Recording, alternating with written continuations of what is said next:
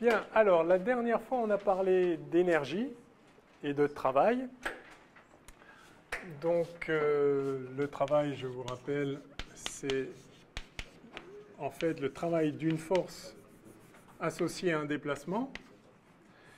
Et par définition, donc, delta W, le travail élémentaire, c'est F scalaire dr. Alors, vous notez qu'il y a ici un D droit et ici un delta. Ce n'est pas la même chose.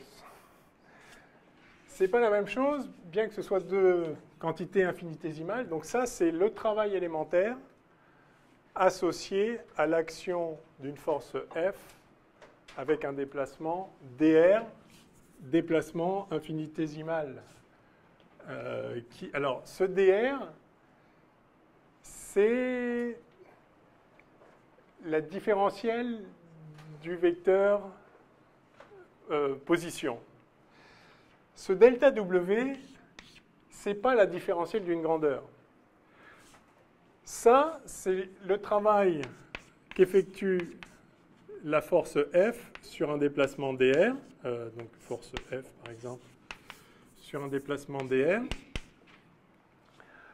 Ça ne correspond pas à la variation d'une certaine grandeur entre le point de départ et le point d'arrivée. dr, c'est la variation du rayon vecteur. Ici, on a R, par exemple, à l'instant t. Ici, on a R à l'instant t plus dt. Et ce dr,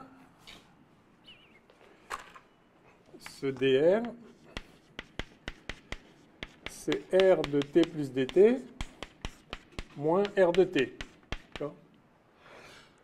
Mais delta W, ce n'est pas W de ça moins W de ça. Il n'y a pas le travail, il vaut quelque chose ici, et puis il vaut quelque chose là. Ça n'a pas de sens. Le travail, c'est F scalaire dr. Et on a un travail élémentaire si on a un déplacement infinitésimal. Enfin, on l'appelle élémentaire, mais on a un petit travail quand le déplacement est petit. Mais ce n'est pas la différence entre la valeur d'une fonction ici et la valeur d'une fonction là. D'accord? Quand on a écrit d de EC égale somme des delta W, je rappelle donc le théorème de l'énergie cinétique. Oui, d'ailleurs, j'ai réalisé qu'on l'avait écrite que sous cette forme-là, pas sous la forme d sur dt, hein, égale donc la somme des puissances, en définissant simplement la puissance comme justement delta W sur dt, enfin la limite quand dt est envers 0 de delta W sur le temps que ça prend. Bref. Bon, juste en passant. Oui, et du coup, comme delta W, c'est F scalaire dr, donc ça fait F scalaire dr sur dt, c'est-à-dire donc F scalaire V. C'est bien de le savoir aussi, évidemment ça se retrouve en une ligne. Le lien entre la puissance et le travail, hein, c'est simplement la puissance, c'est delta W sur dt, et donc c'est F scalaire V, là où le travail élémentaire, c'est F scalaire dr. Bien. Donc oui, quand on a écrit ça, ici, on a une vraie différentielle. C'est la différence entre une fonction qui existe à chaque instant, l'énergie cinétique du corps, ou du système, si on a un système composé. Donc ça, c'est bien l'énergie cinétique à t plus dt, moins l'énergie cinétique à t. Ici, pas du tout. Hein. C'est le travail lors du déplacement dr. Mais ce n'est pas qu'avant, il y avait un certain travail, puis maintenant, il y en a un autre. Ça ne veut rien dire. Le travail est associé à ce déplacement. Donc, ce n'est pas la différentielle d'une fonction qui existe. Il n'y a pas de fonction travail. Ça n'existe pas. Vous ne pouvez pas dire, tiens, quel est le travail de cette boîte?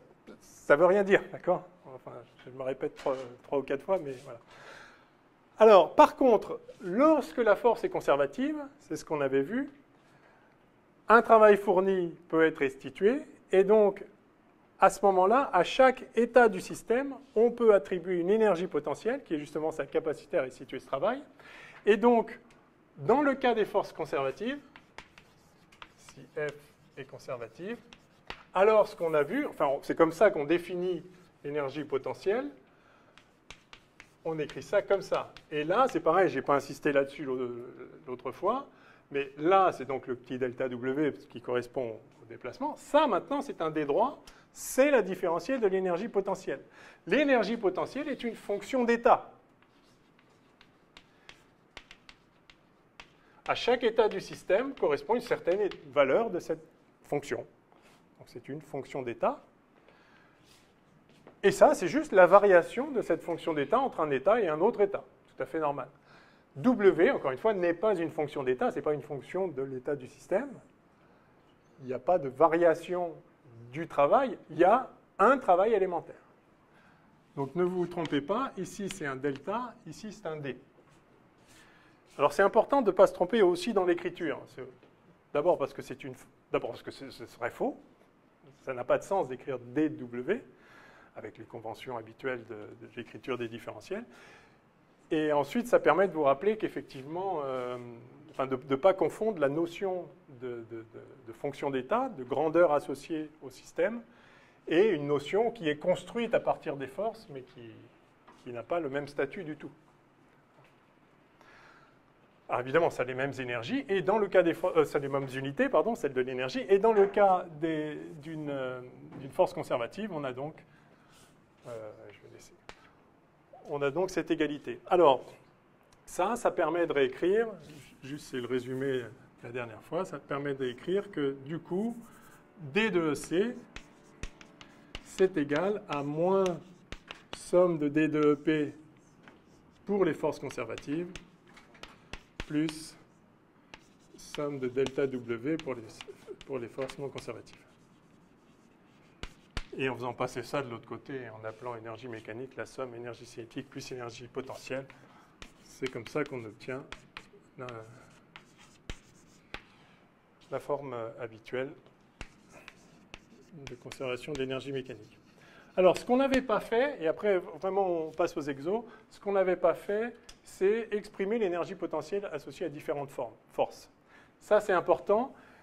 Alors, on a déjà utilisé, en fait, l'énergie potentielle associée à la force de pesanteur. Je vais prendre un axe Z orienté vers le haut. Donc, on a G qui vaut moins GUZ, avec G une constante qui vaut ce qu'elle vaut. Et puis, donc, on a le poids qui vaut mg, c'est-à-dire moins mguz. Et on connaît tous l'expression de l'énergie potentielle qui est mgz. Alors, c'est toujours défini à une constante près, on peut appeler E0, qu'on peut prendre tel que EP soit égal à 0 quand Z égale 0. Alors, il y a une relation entre la force et l'énergie. Cette relation, je pense que vous la connaissez tous. La relation, c'est F égale moins gradient de l'énergie potentielle.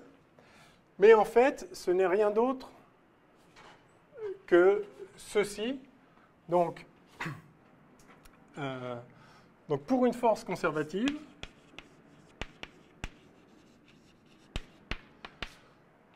delta W, c'est moins D de EP. Et donc, par définition, c'est égal à F scalaire dm. Là, on a deux D droits. Là, on a vraiment une différentielle et là, une autre. D'accord ? Alors ça, en fait, c'est la définition du gradient. Est-ce que vous êtes tous à l'aise avec les gradients? Oui? À peu près? Plus ou moins. Alors, la définition du gradient, donc, soit un champ scalaire, je vais l'appeler grand S comme scalaire. Donc un champ, c'est une grandeur physique qui est définie en chaque point. Et à chaque instant, en l'occurrence, mais ça ne va pas dépendre du temps. Enfin, peu importe si ça dépend du temps ou pas, le gradient est pris instantanément. Donc on a un champ scalaire. À chaque instant, en chaque point, il y a une certaine valeur de cette grandeur. Ça peut être la température, ça peut être la densité, ça peut être ce que vous voulez. D'accord ? En l'occurrence, ça peut être l'énergie potentielle aussi, n'importe quoi. Alors là, pour une particule en un point R. Donc, par définition,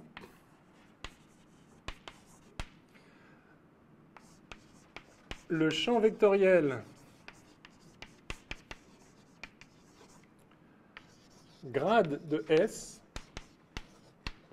donc on dit gradient de S, est le champ vectoriel tel que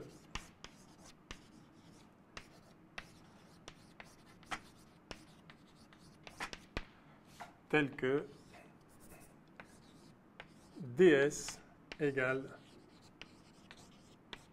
grade de S scalaire dr. Qu'est-ce que ça veut dire, ça? Donc ça, c'est la définition. Ici, c'est la variation de S entre R et R plus dr.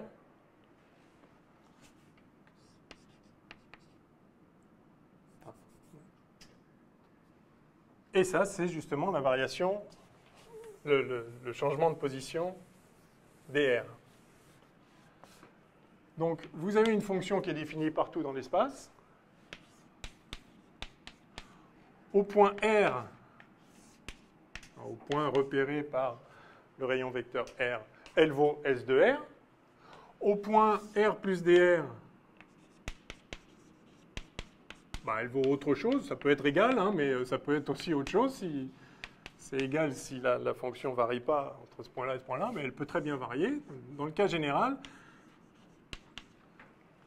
le gradient de S vous dit de combien la fonction a varié quand vous êtes passé de R à R plus dr.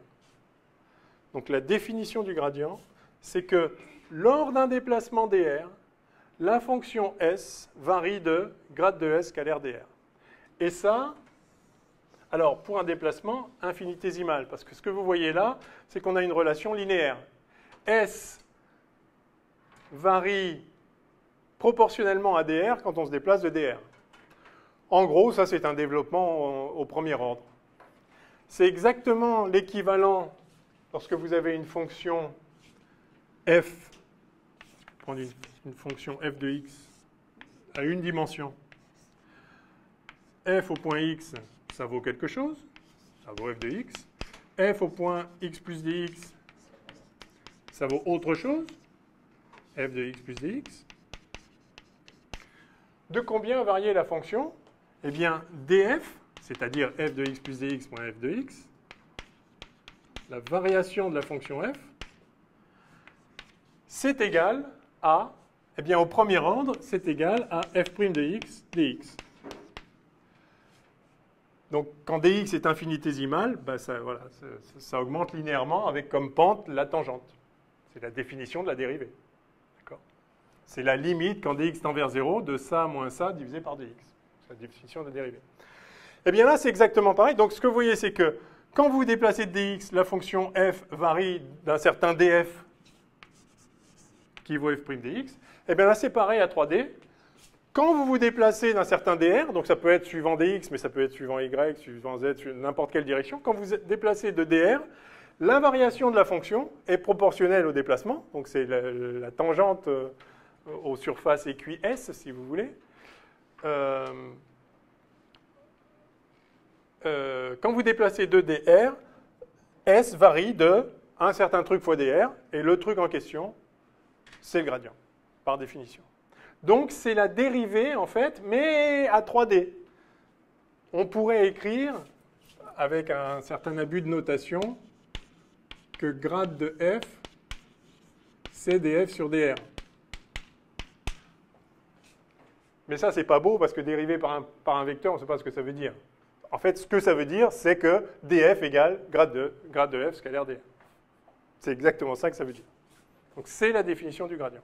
Ça vous dit, quand vous allez par là, de combien la fonction augmente. Si vous allez dans une autre direction, la fonction augmente avec le même vecteur, mais scalaire dr.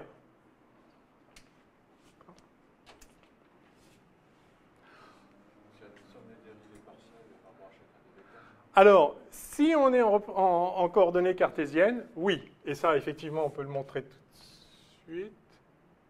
Je vais effacer là. Plutôt, c'est bon, vous avez, je pense, compris l'idée. Donc, écrivons ça. Ça, c'est une écriture vectorielle qui dépend d'aucun système de coordonnées. Ça, c'est la définition du gradient. Maintenant, si je me place dans système de coordonnées cartésiennes. Je peux écrire que dr, en fait, c'est dx ux plus dy uy plus dz uz. D'accord? Je me déplace un petit peu suivant x, un petit peu suivant y, un petit peu suivant z. Et donc, je peux écrire que gradient de s scalaire dr. Alors, gradient de s, donc ça, je vais l'écrire sous forme de vecteur colonne dx, dy, dz. Hein, c'est ça que ça veut dire, on est d'accord?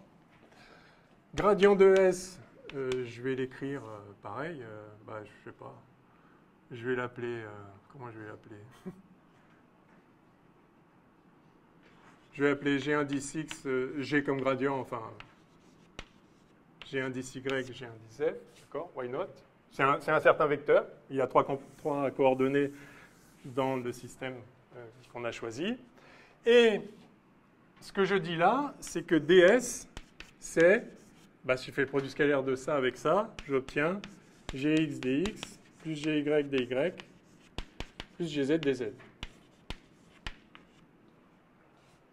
D'accord? J'ai juste fait le produit scalaire entre les deux. Ça, c'est la définition. La définition du gradient, c'est que ds est égal au gradient scalaire dr. Donc j'ai ça. Mais par ailleurs, s est une fonction de x, y et z, puisque s est défini en chaque point. En chaque point, ça vaut ce que ça vaut. Et donc je sais écrire la différentielle totale de cette fonction-là. Je sais que ds, c'est ds sur dx dx plus ds sur dy dy plus ds sur dz, dz. D'accord? Ça, c'est vrai pour n'importe quelle fonction. C'est juste la règle standard de dérivée de fonctions composées. Par conséquent, il suffit d'identifier. Je vois que la composante sur x du gradient, que j'ai appelée ici gx, en fait, c'est ds sur dx. La composante sur y, c'est ds sur dy. Et la composante sur z, c'est ds sur dz. Voilà. Donc, en coordonnées cartésiennes... Bon, j'ai effacé ça. On y reviendra, c'est pas grave. J'ai effacé ça, je continue. En coordonnées cartésiennes, effectivement, le gradient de S d'une fonction scalaire quelconque, c'est le vecteur qui a pour coordonnées ceci. Mais attention, en coordonnées, mettons-nous en coordonnées cylindriques, par exemple.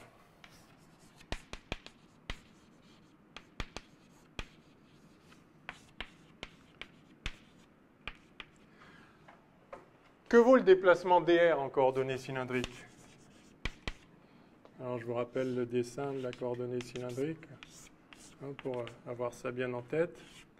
Donc, on a un axe Z, et puis dans le plan ici, XOY, ce qui serait le plan XOY, où je vais le faire comme ça, XY. Hein, si j'ai un repère cartésien sous-jacent, eh bien, un petit déplacement...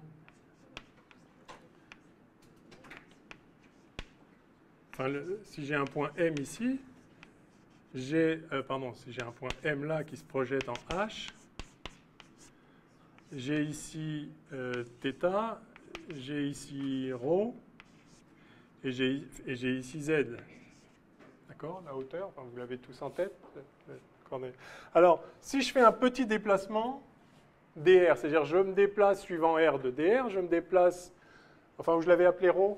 J'avais appelé ρ, je crois. Oui, c'est ça que j'ai. Donc, j'augmente ρ de dρ, j'augmente θ de dθ et j'augmente z de dz. Je fais un petit déplacement élémentaire. Que vaut dr? C'est simple. On l'avait écrit quand on avait calculé l'élément de volume. dρ, ça augmente comme ça. Enfin, voilà. dθ, ça augmente de comme ça, là. Et donc là, il y a une longueur r dθ. Et puis dz, c'est juste dz. Dz du z. Donc, le dr pour les coordonnées cylindriques, c'est... Alors, suivant z, c'est facile. Non, je vais commencer par r. Donc, effectivement, d'abord, j'ai dr-ur. Pardon, dρ-uro. Excusez-moi, je me perds dans les notations. dρ-uro, on l'avait appelé ρ. On peut l'appeler r aussi. Hein. dρ-uro, plus, effectivement, comme vous dites, ρ dθ suivant uθ. Bon, je vais l'effacer. Plus dz du z.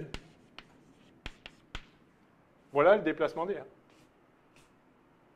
Petit déplacement infinitésimal autour du point M. Par conséquent, ds, qui est toujours égal à gradient de S scalaire dr,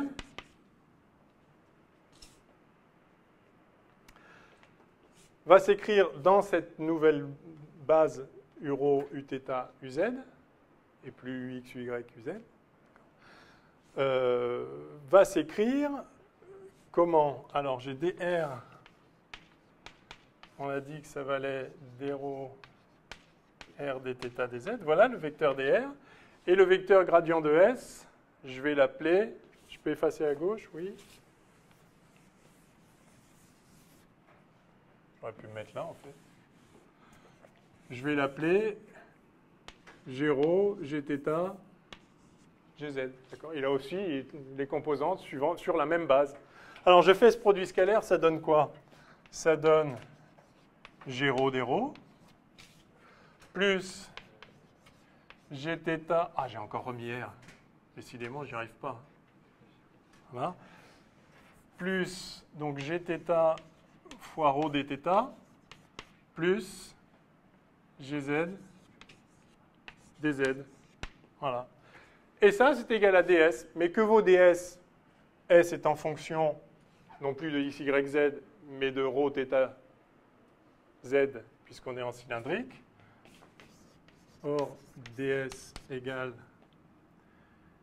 eh bien, ds sur dρ fois dρ plus ds sur dθ fois dθ plus ds sur dz fois dz. D'accord? Manifestement, c'est une fonction de 3 variables. Donc je dérive successivement pour chacune des variables avec la dérivée partielle. Eh bien, ceci est égal à cela par définition du gradient. Et donc, la composante suivant ρ du gradient, c'est ds sur dρ. La composante suivant θ du gradient, c'est 1 sur ρ ds sur dθ. Et la composante suivant z, c'est ds sur dz. Donc le gradient ici, ça en fait, ça s'écrit ds sur dρ, 1 sur ρ ds sur dθ et ds sur dz. Donc vous voyez, c'est très simple à retrouver l'expression du gradient dans tous les systèmes de coordonnées. Vous écrivez la définition du gradient, ce qui est ça, et vous exprimez dr dans le système de coordonnées que vous voulez. Donc, dans le système de coordonnées cartésiennes, ça donne ça. Dans le système de coordonnées cylindriques, ça donne ça. On peut le faire en sphérique, mais on ne va pas passer du temps à ça. Hein, au mieux qu'on fasse des exos. Mais voilà. C'est important de comprendre ça, hein, parce qu'en électromagnétisme, les gradients, les rotationnels et les divergences, on les utilise tout le temps. Donc voilà ce que c'est qu'un gradient. Ça donne la dérivée. Alors, son sens indique la direction, donc c'est un vecteur, hein, son sens indique la direction dans laquelle S varie le plus. Et son intensité indique de combien ça varie dans cette direction-là. Bien. Je peux effacer? Pas tout à fait. OK. Donc, on en était à... Oui, tout ça, c'était pour donner la relation entre l'énergie potentielle et la force. Donc, je vais effacer juste là.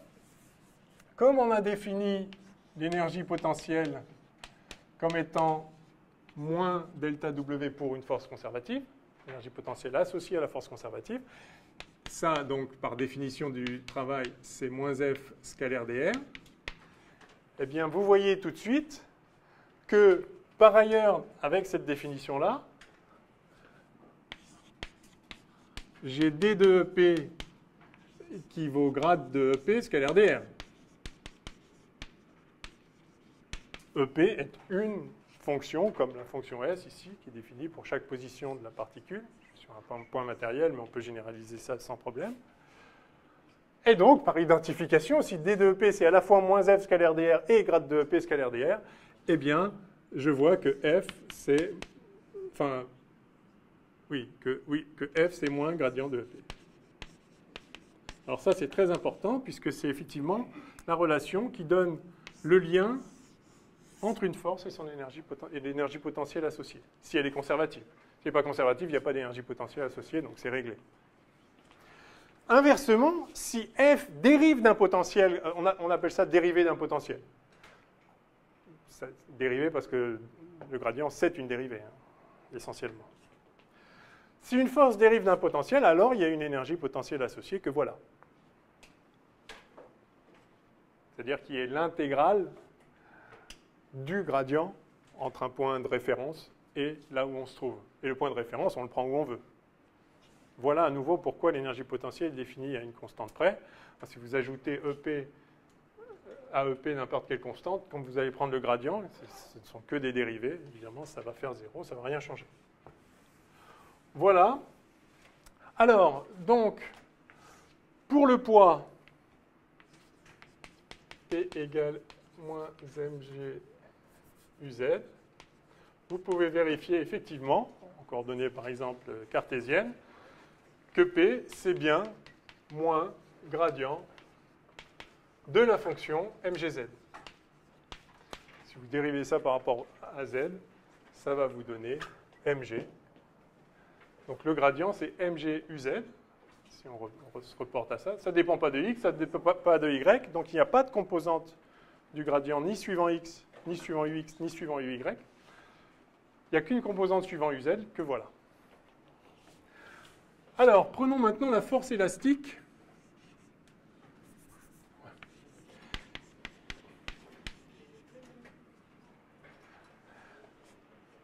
Alors, F égale, je prends un ressort sur une direction X avec une longueur à vide repérée par l'abscisse X0. Et donc, comme vous savez, la force, c'est moins K fois l'extension du ressort, X moins X0. Est-ce que cette force est associée à une énergie potentielle? Autrement dit, est-ce qu'il y a une fonction dont ça serait le gradient? Oui, manifestement. Je peux effacer là maintenant? Ouais.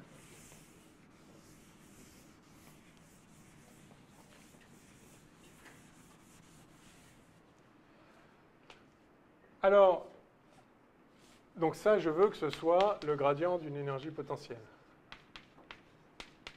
Moins le gradient d'une énergie potentielle. N'oubliez pas le moins, bien sûr.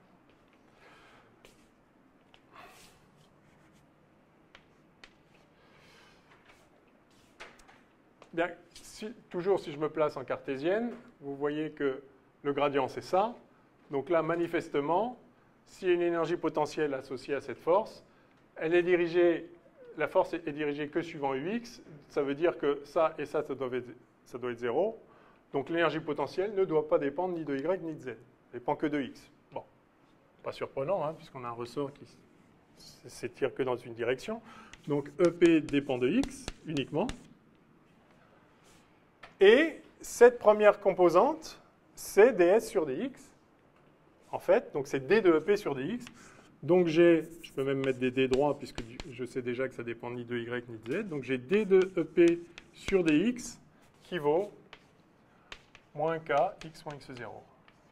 Ben, il suffit d'intégrer ça, et ça me donne EP égale, alors je peux faire, bon, 1,5 de k. Alors, ça, c'est en prenant, comme on le fait toujours, l'énergie potentielle nulle quand x égale x0. Mais on peut choisir autre chose, hein, on peut mettre plus n'importe quoi là.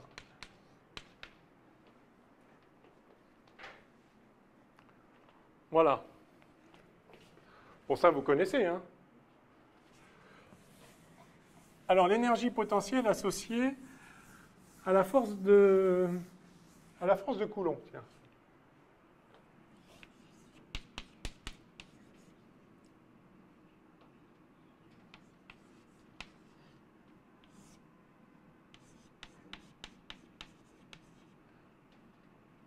Alors,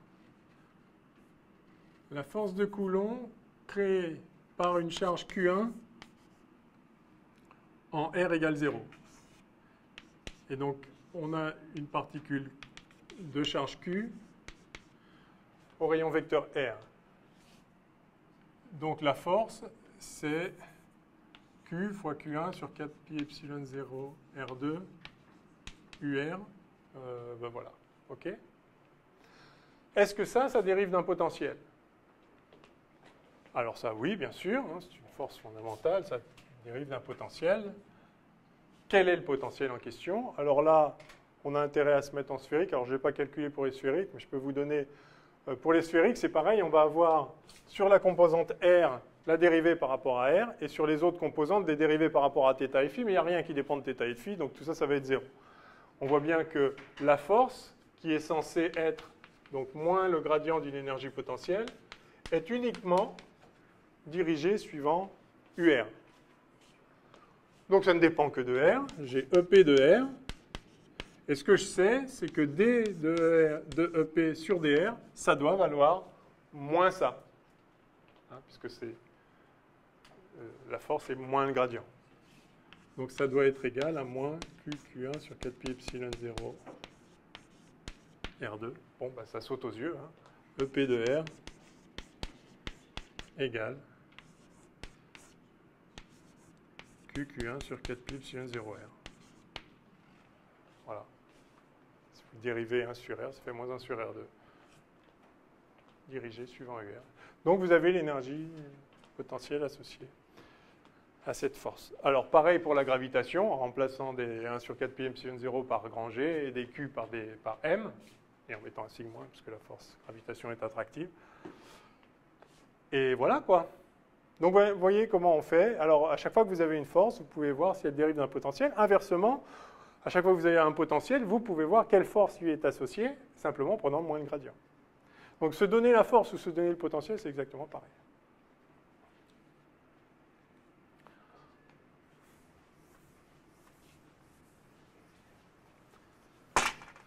Alors j'en profite pour faire... Et après, j'ai promis, on fait des exos. Que des exos, je vais vous m'arrêter si je dis autre chose. Non, parce que là, on a une occasion formidable d'expliquer, disons, de faire remonter une propriété fondamentale que j'ai évoquée au premier cours et que j'ai présentée comme très mystérieuse, de faire remonter cette propriété à autre chose de peut-être un peu moins mystérieux, j'en sais rien, qui est qu'on additionne les forces vectoriellement. Vous vous rappelez, je vous dis, quand on tire par là et par là, c'est comme si on tirait par là plus là, ce qui est assez étrange. Mais en fait, ce que vous voyez, c'est que dire qu'on additionne les forces vectoriellement, c'est pareil que dire qu'on additionne les énergies. Parce que si vous avez deux énergies potentielles, EP1 et EP2, si vous dites que l'énergie potentielle totale, c'est la somme des énergies potentielles associées à chacune des forces, alors quelle est la force associée à ça, au EP total? Bah, c'est moins gradient de EP. Et moins gradient de EP, c'est donc moins gradient de la somme des énergies.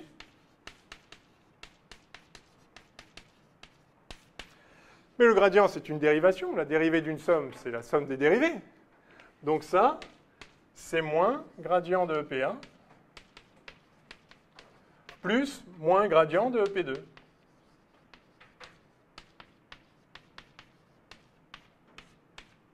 Et ça, c'est F1. Et ça, c'est F2. Vecteur.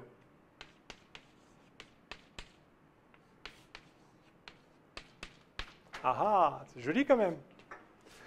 Donc l'addition vectorielle des forces, c'est pareil que l'addition des énergies potentielles. Alors je ne sais pas laquelle vous paraît le plus naturel, mais l'une implique l'autre. Elles sont équivalentes en fait. Parce que quand vous avez un problème avec un ressort dans un champ de pesanteur, dans un référentiel tournant avec éventuellement une énergie potentielle associée à la force centrifuge, vous le faites toujours sans vous poser la question. Vous dites, ah bah l'énergie potentielle, je fais la somme des énergies potentielles. Mais pourquoi en fait? Pourquoi l'énergie potentielle résultante serait la somme des énergies potentielles? Parce qu'on vous l'a dit, oui d'accord. Mais ça, c'est un truc fondamental.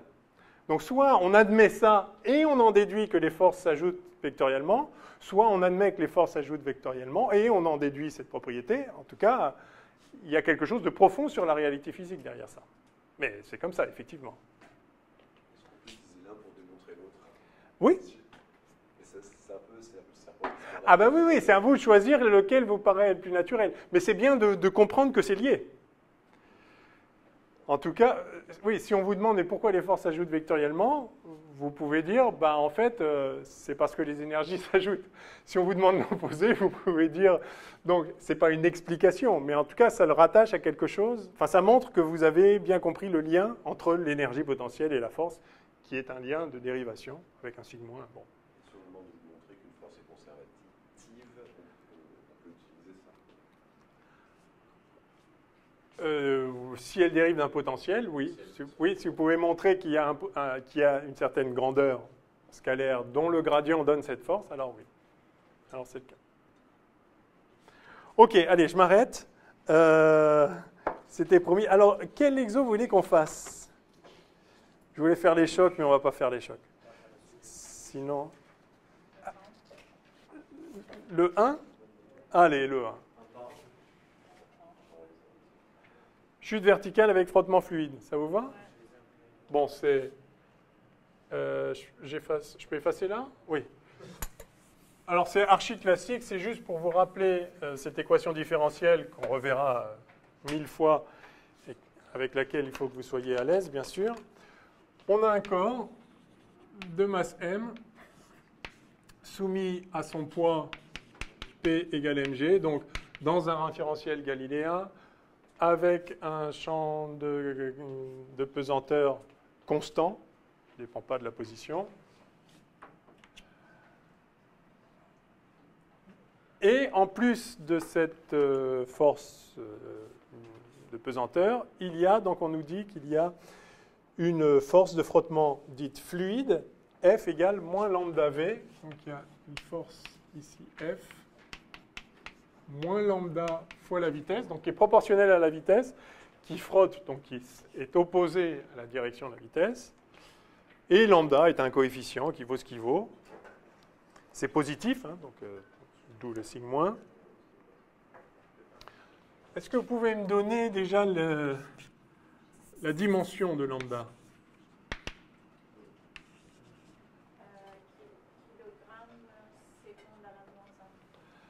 Alors, kilogramme seconde moins 1. Si on multiplie ça par une vitesse, ça fera des kilogrammes mètres seconde moins 2, ce qui est bien mg. Très bien.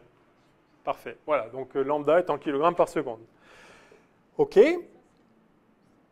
Alors, on note z l'altitude, faire un schéma, OK, c'est fait. Déterminer l'équation de la chute.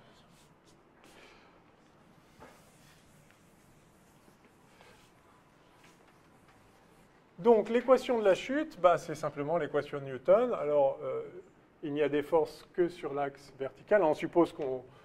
Je ne sais pas si on lâche sans vitesse initiale? Ok, donc voilà, il n'y a pas de composante de la vitesse sur les... ouais, ça c'est z vers le haut, oui. Sur x et y, donc il reste que z. Donc je peux écrire m fois l'accélération suivant z est égal à la somme des forces suivant z, c'est-à-dire moins mg, plus, en fait, donc, enfin, moins lambda z point. Voilà.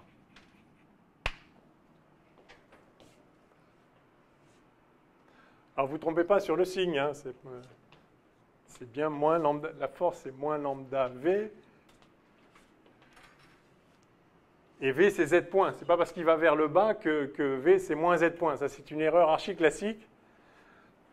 Z est orienté vers le haut. Le corps va vers le bas. Et donc, on se dit, attendez, sa vitesse, ce n'est pas Z point, c'est moins Z point puisqu'il va vers le bas. Non, c'est Z point la vitesse. Il se trouve que Z point est négatif puisqu'il va vers le bas et que Z décroît.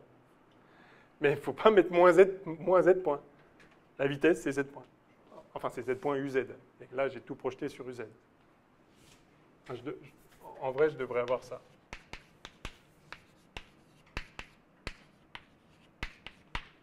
D'accord.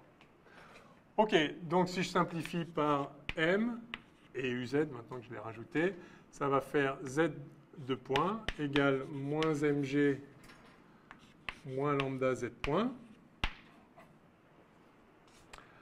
Et donc, on a une équation différentielle qui a l'air...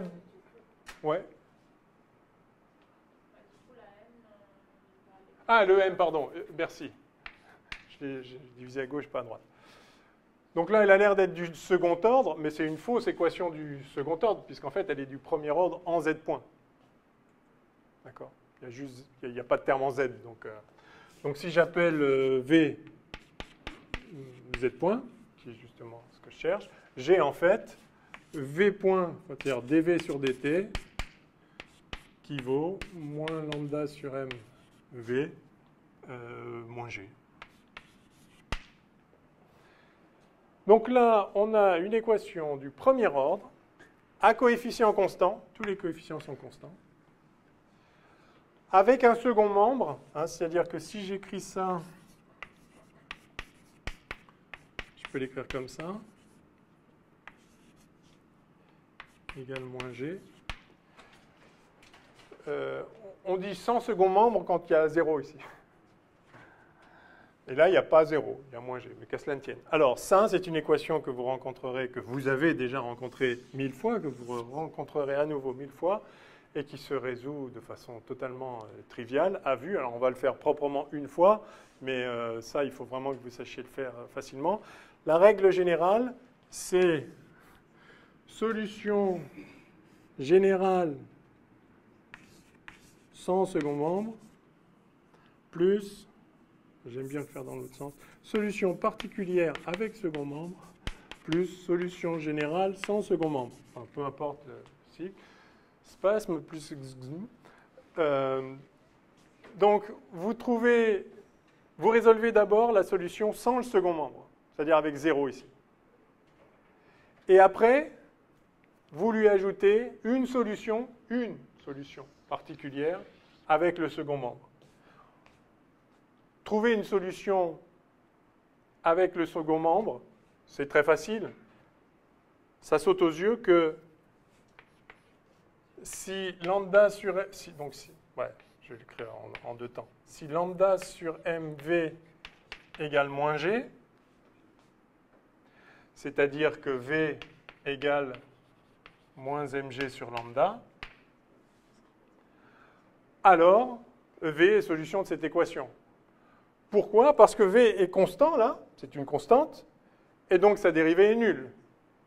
Et donc, effectivement, pour V constante, voilà l'équation. L'équation, elle est triviale, c'est celle que j'ai écrite.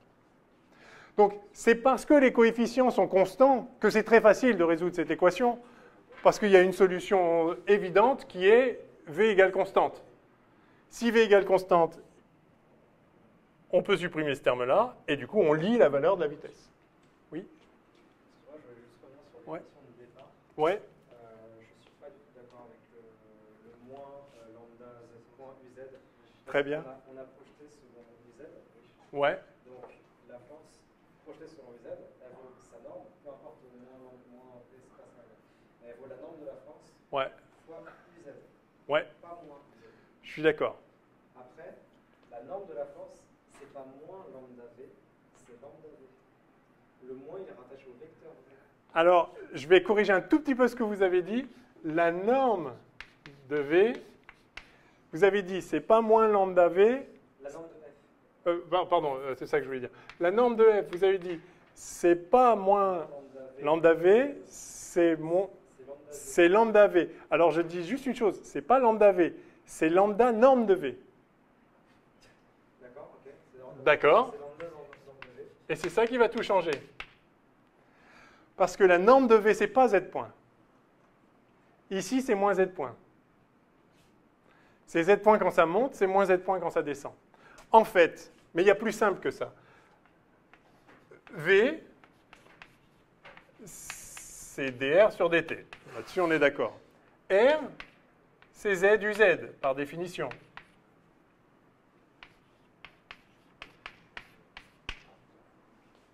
Et donc V, sans surprise, c'est Z point uz. V, c'est Z point uz. Que le corps monte ou qu'il descende, et ben voilà. Et donc là, j'ai juste dit que j'ai fait ça, là. Ça, c'est F scalaire uz.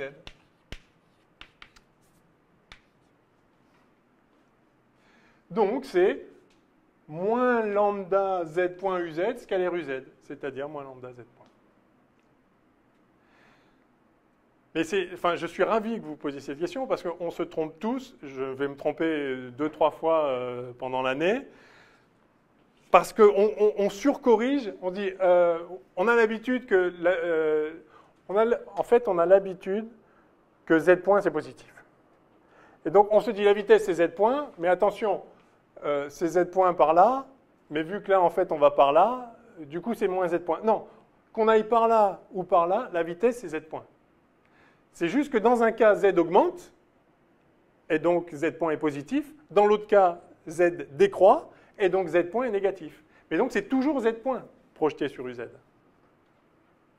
Vous voyez le truc? La vitesse sur uz, c'est toujours z point. Et si on était à 3D, v, c'est x point ux, plus y point uy, etc. Je peux expliquer pourquoi je pense comme ça? Ouais. Pour moi, une vitesse, c'est pas négatif. Donc du coup, mon z point il est positif. Donc si mon z point est positif... Eh oui, mais c'est ça qui est dangereux. Oui, oui, mais c'est très bien que ça... Enfin, il faut réaliser que... Et on a tous cette fausse intuition.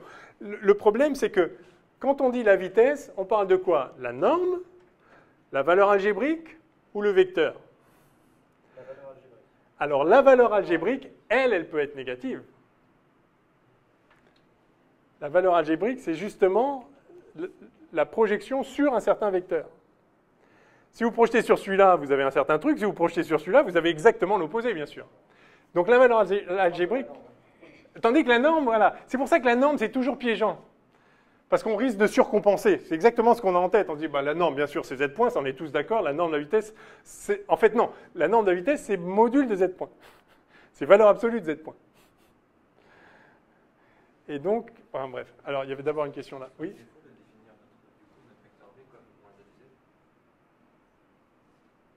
Redites ça. Ah, ce que vous dites, c'est qu'on aurait pu définir le vecteur z comme ça. L'axe z comme ça.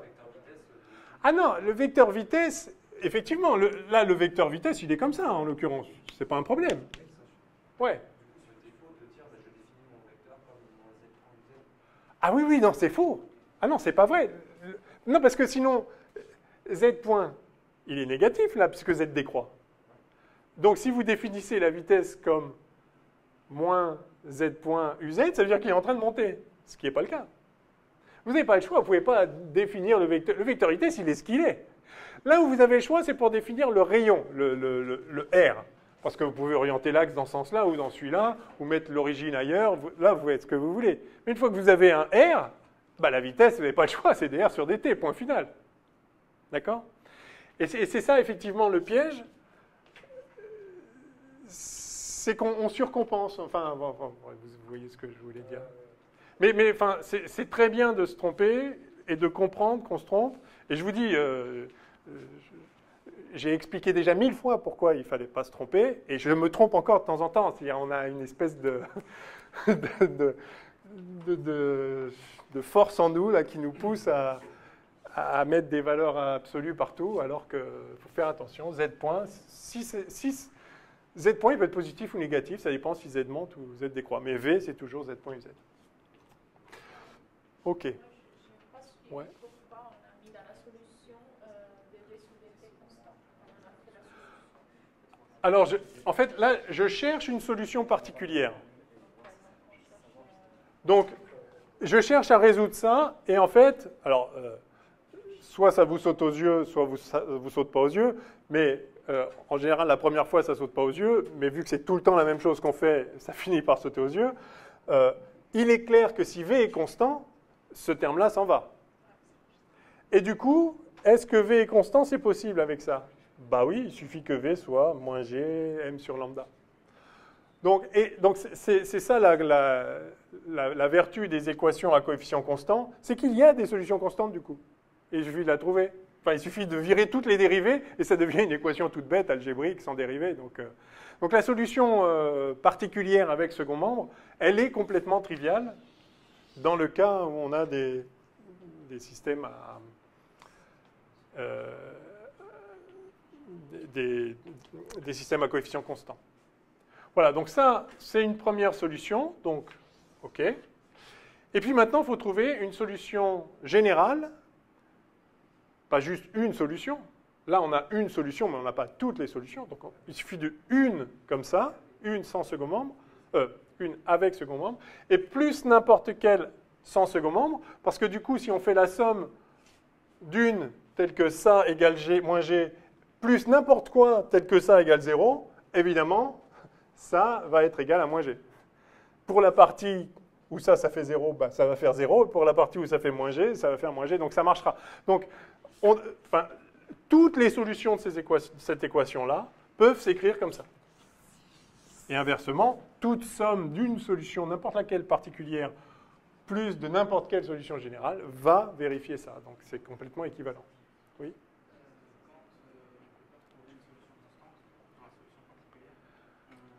Alors c'est plus compliqué.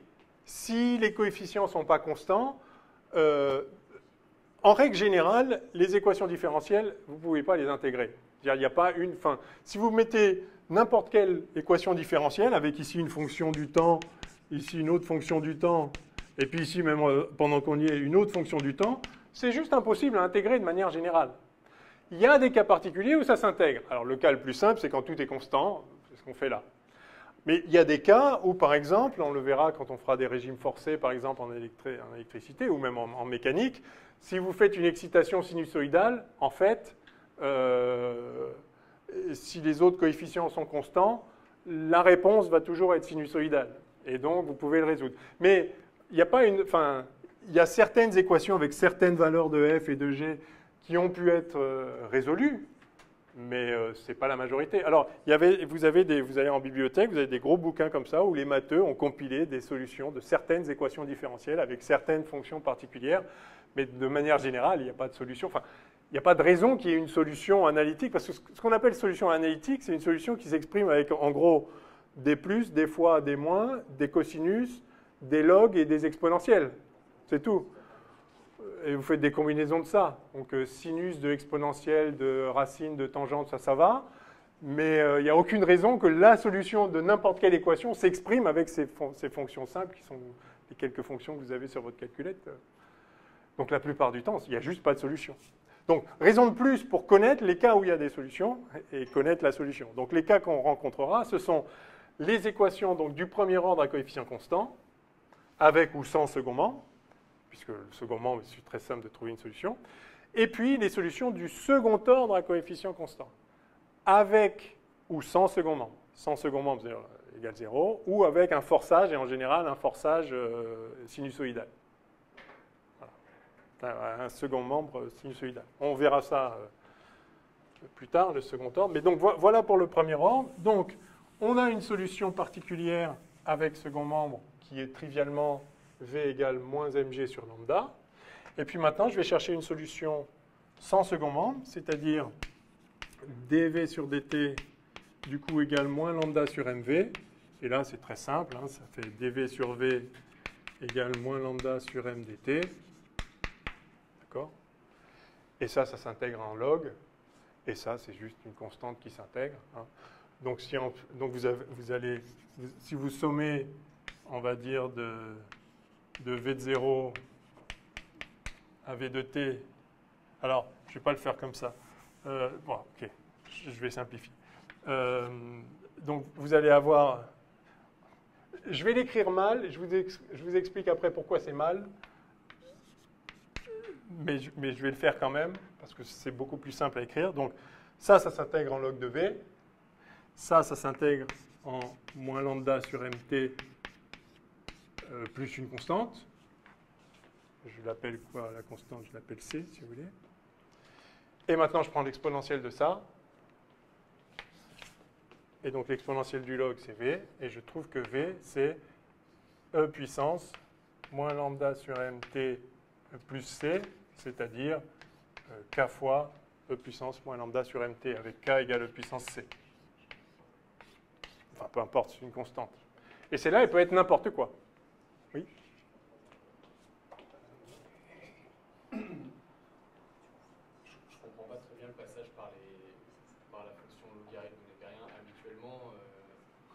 ça, on dit surtout que... Ah ouais, vous l'avez pas fait, ok. On dit surtout que la fonction qu'on connaît bien, qui est égale à sa dérivée, c'est l'exponentielle. Ah bah c'est encore plus simple, vous avez raison. Si vous savez ça, et vous devez savoir ça, effectivement, c'est vrai qu'il n'y a pas besoin d'expliciter ça. Une fonction qui est proportionnelle à sa dérivée, c'est l'exponentielle avec un certain coefficient. Donc mais bon, si vous avez un doute sur est-ce que le coefficient, il est dans quel sens. Bon, sinon, vous essayez et puis vous dérivez et vous voyez bien ce que ça donne. Bref, dans tous les cas, on peut écrire ça. Je mets juste des guillemets ici parce qu'ln de v, c'est une horreur. Il ne faut jamais prendre le logarithme d'une fonction dimensionnée. Jamais, ça n'a aucun sens. Le logarithme d'un nombre, aucun problème. Le logarithme d'une fonction qui a une unité, je ne sais pas, de mètres, ou ici des mètres par seconde, ça ne veut rien dire parce que, quelque part, ce n'est pas homogène. C'est pareil pour l'exponentielle. Exponentielle de v, ça ne veut rien dire. Vous ne trouverez jamais exponentielle de v dans aucune équation mathématique ou physique. Si vous trouvez exponentielle de v, vous êtes sûr que vous êtes trompé. Sûr et certain. Si vous trouvez cosinus d'une masse, c'est sûr, c'est faux. Sûr. Ça ne veut rien dire. Pourquoi ça ne veut rien dire? Parce que si vous changez l'unité, ça ne veut plus rien dire. Enfin, c'est-à-dire, qu'est-ce que j'efface?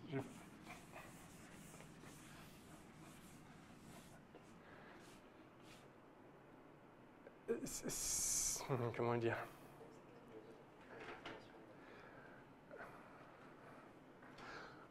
Je vais dire ça. Vous connaissez le développement en limité de ça, enfin le développement en série entière. Ça fait 1 plus V plus V2 sur 2 factoriel, plus V3 sur 3 factoriel, plus etc. Donc ça, c'est sans dimension. Ça, c'est des mètres par seconde. Ça, c'est des mètres carrés par seconde carrée. Et vous êtes en train de faire de sommes de trucs qui n'ont absolument rien à voir. Si vous changez l'unité au lieu de passer en mètres par seconde, vous passez en kilomètres par seconde. On a le droit, c'est juste une autre unité. Il faut changer toutes les unités pareilles. Sauf que si vous changez ça de mètres par seconde en kilomètres par seconde, ça va faire 1000 fois moins. Mais lui, ça va faire 10 puissance 6 fois moins. Et lui, 10 puissance 9 fois moins. La somme, elle ne va pas du tout être la somme de ça convertie dans une autre unité. C'est juste n'importe quoi. Mais c'est un super truc pour détecter des erreurs. À chaque fois que vous avez un cos de quelque chose, une exponentielle de quelque chose, un log de quelque chose, vous êtes sûr que le quelque chose, il est sans dimension. Il doit l'être. S'il ne l'est pas, c'est faux, archi faux, et on va retrouver l'erreur. OK? Ça, c'est vraiment, ça vaut le coup de... Donc c'est pour ça. Alors, néanmoins, mathématiquement, si c'était sans dimension, ça a un sens. Et donc, pour trouver rapidement la solution, c'est une bonne façon de faire. Mais ça ne peut pas être un résultat final. Le résultat final, c'est quoi? C'est justement, on le fait entre l'instant 0 et l'instant t, et donc vous allez avoir log de v sur v0. C'est-à-dire log de v moins log de v0. Ça, c'est log de v sur v0 qui est sans dimension et ça marche. Donc, physiquement, on se raccroche. Mais justement, il ne faut pas oublier la dernière étape. On intégrer entre quelque chose et quelque chose. Et là, ça va. Bon, néanmoins, on a trouvé ici ce qu'il faut, à savoir que donc la vitesse, donc finalement la solution générale avec second membre, qui est égale à la solution particulière avec second membre plus la solution générale sans second membre, spasme égale spasme plus truc. Ça nous dit que la solution générale, c'est V de t égale... Alors, la solution particulière, on avait moins mg sur lambda, plus, dans un certain grand cas, e puissance moins lambda sur mt. Donc, toutes les solutions de cette équation s'écrivent comme ça. Et toutes les solutions qui s'écrivent comme ça sont solutions de l'équation. On a entièrement résolu cette équation. Alors maintenant, vous avez une constante ici. On n'a pas dit ce que c'était. Normal, puisqu'on n'a pas précisé encore les conditions initiales. Donc vous avez une équation du premier ordre, équation différentielle du premier ordre. Il est normal que vous ayez une liberté.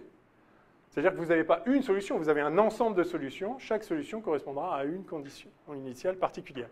Donc du premier ordre, ça vous donne une constante, c'est ce qu'on a ici, c'est parfait.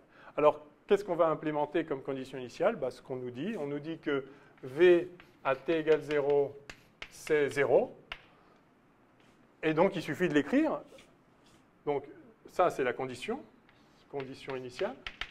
Or, manifestement, V à t égale 0, c'est moins mg sur lambda plus k e puissance 0, c'est-à-dire 1 plus k. Voilà. Donc, on a k. Donc 0, c'est égal à ça. Donc, k est égal à mg sur lambda. Et par conséquent, il suffit de remplacer maintenant. Et j'ai V de t qui vaut mg sur lambda, facteur de 1 moins... facteur de e puissance... pardon, je vais mettre moins ici en facteur, ça va être plus joli. Moins mg sur lambda, facteur de 1 moins l'exponentielle, moins lambda t sur 1.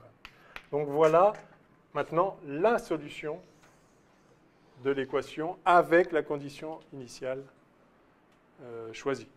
Si on avait pris une autre condition initiale, c'est-à-dire qu'on commence par lancer le corps avec une certaine vitesse, vers le haut, vers le bas, peu importe, eh bien, il faut écrire que ça, c'est plus 0, c'est V0, et ça nous donne le K qui vaudra V0 plus mg sur lambda. Et puis voilà. Donc, il n'y a aucun problème. Là, vous changez la condition initiale, ça change évidemment la solution, mais elle s'écrit toujours de cette façon-là. Ça, c'est la solution générale avec second nombre. Alors, il faut commenter un petit peu cette relation. Vous voyez que quand t tend vers l'infini, ça tend vers 0, et donc la vitesse tend vers ça, qu'on peut appeler V infini ou V limite. Donc il y a une vitesse limite. Vous tendez vers moins mg sur lambda, qui se trouve justement être la solution que j'ai. Enfin, c'est la solution particulière qu'on avait trouvée. Normal, hein, puisqu'on tend vers... Si on tend vers une vitesse limite, du coup, à la limite, V sera constante, et donc, on peut virer ce terme-là, et on retrouve ce qu'on avait au départ.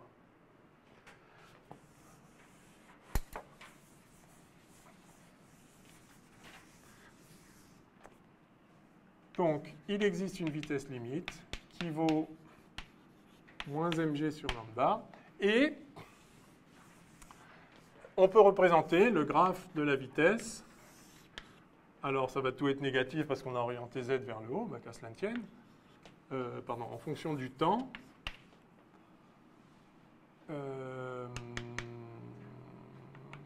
Ici, c'est la vitesse. Et donc, on démarre de 0 et on va tendre vers la vitesse limite, où je peux l'appeler, si vous voulez, je peux appeler vitesse limite ça, et puis on dit qu'on tend vers moins vitesse limite, comme vous voulez. Non, c'est peut-être mieux de l'écrire comme ça. Allez, la vitesse limite est négative. Très bien. Donc, on va tendre vers cette asymptote. Alors, quelle est la dérivée à l'origine? Ça, c'est important quand vous tracez un graphe. Est-ce que ça fait ça? Est-ce que ça fait ça? Est-ce que ça fait ça? Hein, ça peut partir avec une dérivée nulle, une dérivée moins l'infini, ou une dérivée quelque chose. Et si quelque chose, quoi? Hein, donc, il y a plusieurs façons d'arriver sur cette asymptote, on est d'accord. Alors, laquelle est la bonne? Il suffit de calculer la dérivée en 0, et puis on va bien voir. Que vaut la dérivée en 0? Alors, soit on dérive cette fonction, soit on la regarde là. La dérivée en 0, c'est ça la dérivée. La dérivée, ça vaut toujours moins g moins lambda sur mv. Mais v en 0, c'est 0. Donc la dérivée en 0, c'est moins g. Donc ça démarre avec moins g, et ça, c'est normal. Puisqu'en fait, l'équation du mouvement, c'est que la particule, elle est soumise à son poids, donc à une accélération g, plus la force de frottement. Mais la force de frottement est proportionnelle à la vitesse. Quand la vitesse est nulle, il n'y a pas de force de frottement. Donc au début, l'accélération, c'est juste moins g, g vers le bas. D'accord? Donc on retrouve évidemment ce qu'on doit trouver. Donc ça commence avec une pente moins g ici, et puis ça va venir plafonner ici. Alors, il y a une autre chose qu'il faut bien avoir en tête, c'est l'échelle de temps au bout de laquelle on a presque rejoint l'asymptote. Alors presque, jamais totalement. Donc en général, on se fixe à 1% près, quoi. À partir de quand on est à 1% de la vitesse limite. Alors ça, il faut le savoir. Alors d'abord, je vais réécrire un tout petit peu ça. Ça, on aime bien le réécrire E puissance moins t sur tau, pour faire apparaître une échelle de temps. Tau étant simplement m sur L, m sur lambda ici. Hein. C'est juste une façon sympathique de se représenter les choses, parce que ce qui compte, ce n'est pas tellement la masse et le coefficient de frottement. Ce qui compte, c'est le rapport de la masse et du coefficient de frottement. Ce qui compte, c'est le temps au bout duquel on va... Enfin, il n'y a qu'un seul paramètre en vrai. Il y en a deux, mais qui apparaissent que combinés ensemble. Que ce soit là ou là. D'accord? Donc, ce paramètre, on va lui donner un nom, et en fait, j'arrive tout de suite, m sur L, m sur lambda, pardon, ça a les dimensions d'un temps. Ça se voit là, vous pouvez vérifier ici. C'est une exponentielle. Ça, c'est sûr que c'est sans dimension. Donc, lambda sur m, ça doit être 1 sur un temps. Donc, je peux appeler tau, un temps caractéristique, m sur lambda. Alors, je peux vérifier que c'est bien sans dimension, c'est-à-dire que ça a bien les dimensions, enfin, ça a bien les dimensions d'un temps. On avait dit que ça, enfin, ça, on n'avait pas dit, mais c'est des kilos, et ça, on avait dit que c'était des kilogrammes seconde moins 1, hein, vous aviez dit, et on retrouve bien que du coup, ça sur ça, c'est bien un temps. Vous aviez une question?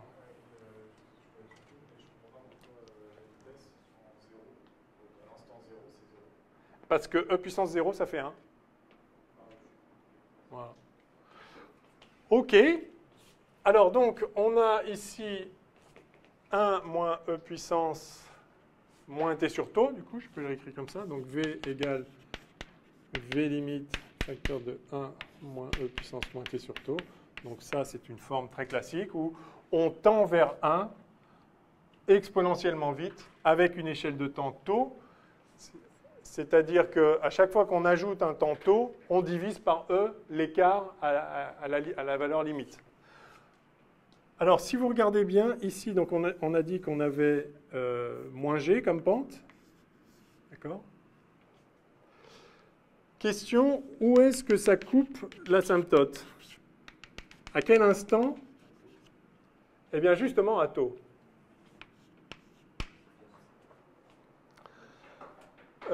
Pourquoi? Oui, parce que si vous écrivez ça, ben en fait, j'ai effacé l'équation, mais ça revient à ce qu'on avait. On avait dv sur dt moins lambda sur mv qui vaut moins g. Non, plus, pardon. Qui vaut moins g. Et donc... Et ça, c'est tau, donc plus V sur tau. Une autre façon de voir que le tau, c'est bien un temps, dimensionnellement. Et donc là, vous voyez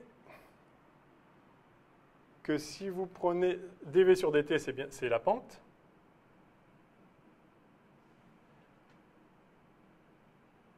Donc moins G... Je suis perdu. Ça, c'est vrai tout le temps. À chaque instant, on a ça, en particulier à l'instant t égale 0. C'est comme ça qu'effectivement, on a trouvé qu'à l'instant t égale 0, la pente, c'était bien moins g. Mais c'est vrai tout le temps. Oui, donc si je fais moins g fois tau, je vais trouver v limite. Oui, bah c'est ça. On avait trouvé v limite, mais non, c'est plus écrit. Ah bah si, voilà. Moins g fois tau, on voit bien que ça fait v limite. Donc, voilà. Moins g fois tau, ça fait v limite. Donc, c'est bien la pente. Donc, la pente vient couper aussi au bout d'un temps tau. Donc, vous voyez qu'au bout d'un temps tau, on n'est pas encore à la vitesse limite. On est à combien de la vitesse limite? On est à 1 moins e puissance moins 1. Je vais le voir là. Quand t vaut tau, là, on a e puissance moins 1, c'est-à-dire 1 sur e. E, c'est 2,7. Donc, on a 1 sur 2,7. 1 moins 1 sur 2,7. On est à 63% à peu près de la vitesse limite. Au bout de combien de temps on se retrouve à 1% de la vitesse limite? Eh bien, la réponse, c'est bien que vous le sachiez, c'est 4,6 fois taux, à peu près. Alors, comment trouver ça? C'est simple, hein. On veut que ça soit 99%. D'accord? Donc, quelle valeur de t pour que 1 moins e puissance moins t sur taux soit égal à 0,99. D'accord? Ça, au début, ça vaut 0, puis ça vaut de plus en plus, et ça va plafonner à 1. À quel moment ça vaut 1 à 1% près? Ben voilà, maintenant, il suffit de résoudre ça. Donc ça fait e puissance moins t sur taux qui est égal à 1 moins 0,99, c'est-à-dire 0,01. Et donc ça fait, donc ça c'est-à-dire 1 centième, si je ne m'abuse. Donc ça fait e puissance t sur taux égale 100. Et donc ça fait t égale taux fois log de 100. Log népérien de 100. Eh bien log népérien de 100, si vous avez vos calculettes, ça doit faire 4,6 à peu de choses près. Mais j'attends votre verdict. Voilà, donc à très peu de choses près. 4,605. Bon, retenez 4,6 ou même 5. Hein. Au bout de 5 taux, au bout de quelques taux, on est quasiment au maximum. Alors, on verra quand on fait une charge du condensateur, comme on a fait avec Arduino ce matin. C'est pareil, ça se charge, ça tend vers la valeur chargée. Et quand ça se décharge, ça tend vers 0. Ça tend exponentiellement, mais enfin, au bout de 4,6 fois RC, là, le produit, la constante de temps, eh bien, on n'est plus qu'à 1% du final. Donc ça, c'est parce que c'est la même équation, enfin, on le reverra ensemble tranquillement. À chaque fois que vous avez une exponentielle croissante ou décroissante, enfin, disons, un écart exponentiellement décroissant, eh bien, il y a une échelle caractéristique au bout de laquelle, si vous faites juste une seule fois, bah, vous êtes à 63%, donc bon, c'est déjà bien, vous êtes quasiment à 2/3 du chemin à parcourir, et dès que vous le faites quelques fois, ça y est, c'est fini, c'est mort. Au bout de 5 fois, vous êtes à moins d'1%, donc on peut considérer qu'on a atteint, parce que de toute façon, c'est des modélisations, c'est pas parfait, donc on peut considérer qu'on a atteint l'état final. OK, what time is it? Yes. Ah, mais il y a peut-être d'autres questions d'ailleurs. Ah oui. Alors, montrer que le solide atteint une vitesse limite, donner son expression, c'est fait. Comment aurait-on pu déterminer plus rapidement l'expression de Vélim? Bon, en fait, ça, c'était la remarque, on le lit là-dessus, que si V est constant, voilà, on peut éliminer ça. Enfin, donc, je m'en suis servi, en fait, pour résoudre. Mais... Bon.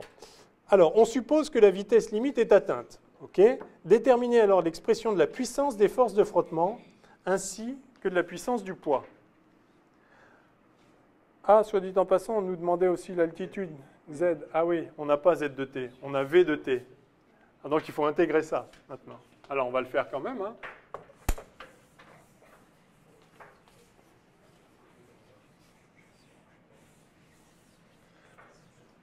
Alors on a Z point qui vaut Vlim facteur de E puissance moins T sur taux. Et on veut Z. Bah, il faut intégrer. Hein. Donc, somme. Hein, donc, oui. Somme de dz, c'est somme de Vlim 1 E puissance moins T sur taux dt. Alors, si je somme de l'instant 0 à l'instant t, alors, si on veut être très rigoureux, on met des primes ici. Et donc, je somme de... Alors, à l'instant t égale 0, on démarre de quoi? De h. De h à z de t. Entre l'instant 0 où on est à une hauteur h et l'instant t où on est à une hauteur z de t, z varie comme ça, z point vaut ça, donc z varie comme ça, et donc il n'y a qu'à intégrer. Donc ça fait z de t moins h, à gauche, égale, alors il faut intégrer ça. Bon, ben on a d'abord une vitesse limite, là, c'est une constante. Donc ça fait V lim fois T, moins V lim. Alors, vous l'intégrez à vue, là, c'est bon? Somme de E puissance moins T sur taux, c'est taux fois E puissance moins T sur taux. À prendre, alors j'ai déjà sorti ce moins là, le V lim est sorti, donc à prendre entre 0 et T. Il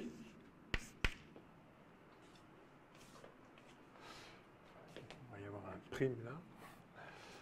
Et donc, ça fait, alors V lim T, moins, je vais passer ça.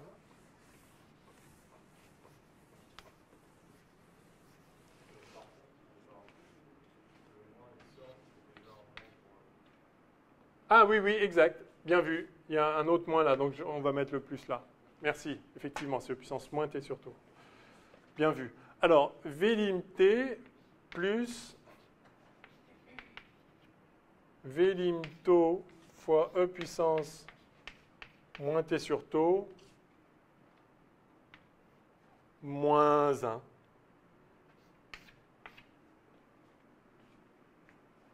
OK. Et donc ça fait V lim facteur de T moins taux.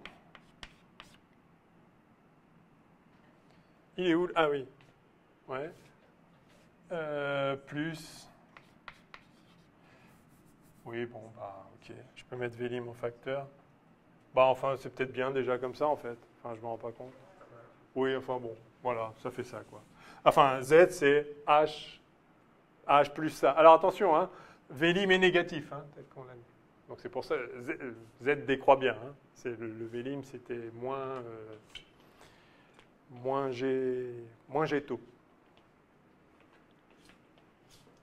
Bon, voilà, c'était juste pour vous faire intégrer un truc. C'est pas très compliqué. Alors, on suppose que la vitesse limite est atteinte. Déterminer l'expression de la puissance des forces de frottement.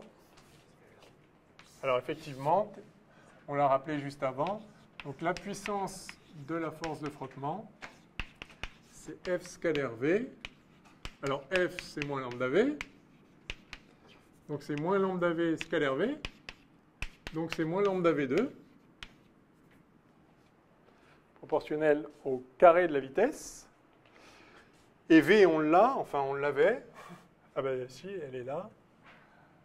Donc, ça fait moins lambda V lim carré facteur de 1 moins E puissance. Ah non, non, on a dit qu'on avait atteint la vitesse limite, pardon.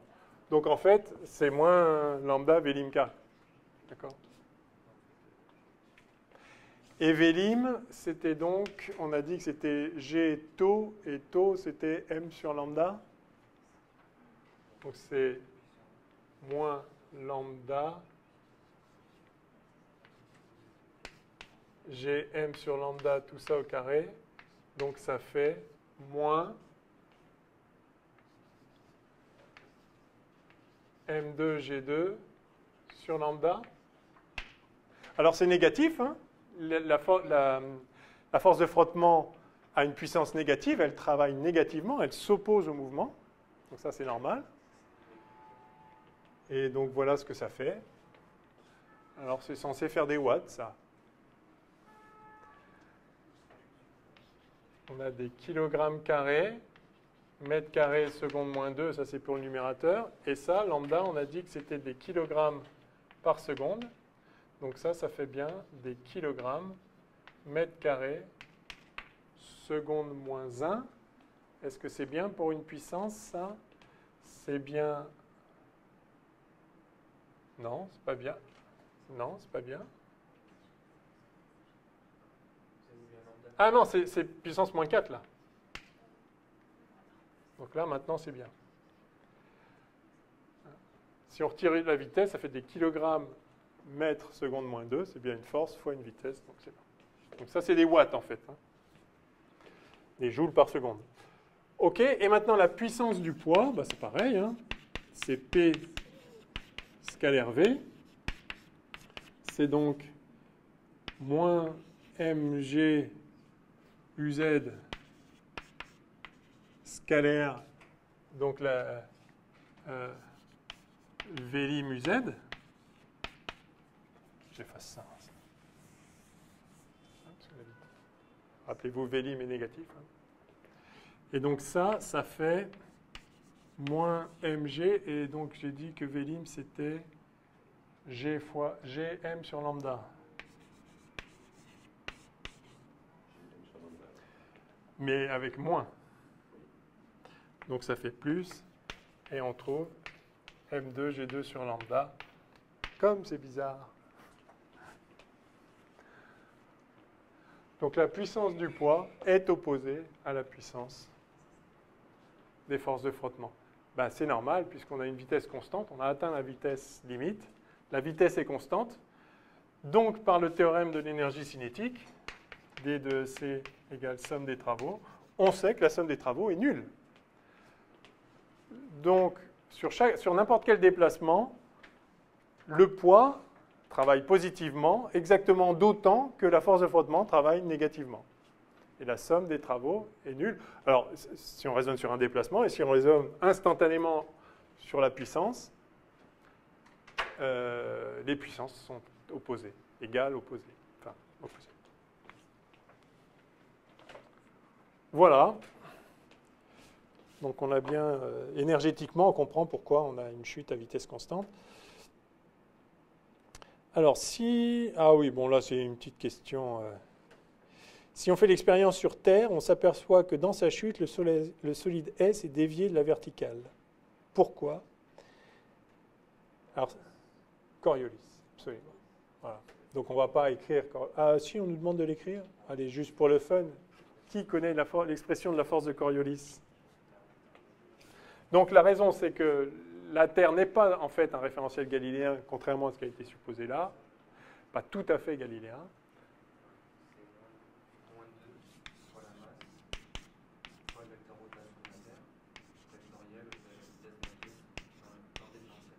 Super, bravo. Bon, on reverra ça, hein, rassurez-vous, mais voilà, si vous connaissez l'expression, c'est pas mal. Ça dévie vers l'est, absolument.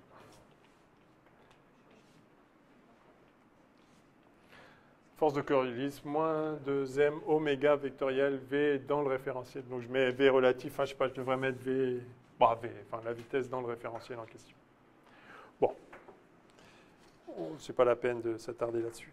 Alors, il nous reste une demi-heure. Bon, le lancer de projectile, ça, on l'a déjà fait quasiment. L'exercice 2, là, c'est juste... Enfin, on peut le refaire si vous voulez, mais c'est juste la parabole, c'est bon. Trouvez l'angle qui maximise la portée. Vous devez tous savoir que c'est 45 degrés, enfin, pi sur 4. Si on veut aller le plus loin possible, il faut lancer à pi sur 4. Si on ne prend pas en compte les frottements de l'air. Donc en vrai, ce n'est pas tout à fait ça. Et les lanceurs de poids ou les sauteurs en longueur savent corriger intuitivement. Il faut pas faire tout à fait 45 degrés. Mais, oui. Dans un sujet de CAPES, ils avaient aussi demandé à quelles conditions l'angle maximum ne serait pas 45 degrés. Et juste, en fait, c'est 45 degrés quand on part de... Quand on part de, oui, de zéro. Mais si on prend une certaine altitude, c'est plus absolument. Ah oui. Oui, tout à fait. Vous faites bien de faire la remarque parce que oui. Ça c'est un piège aussi. En fait, la parabole est symétrique par rapport à son maximum. Donc, la portée la plus grande au même niveau que le point de tir est obtenue, effectivement, dans cette condition symétrique où on lance à pi sur 4. Mais si on veut aller plus loin, alors là, si on continuait ça, on irait là, d'accord? Si on continuait cette parabole, d'accord? Si on cherche à aller le plus loin possible à un niveau inférieur, typiquement quand je lance le poids de la hauteur de mon épaule. En fait, on peut faire mieux que ça si on veut arriver là. Alors, est-ce qu'il faut lancer un peu plus comme ça ou un peu plus comme ça? C'est la deuxième solution, on le sent intuitivement. La première, oui.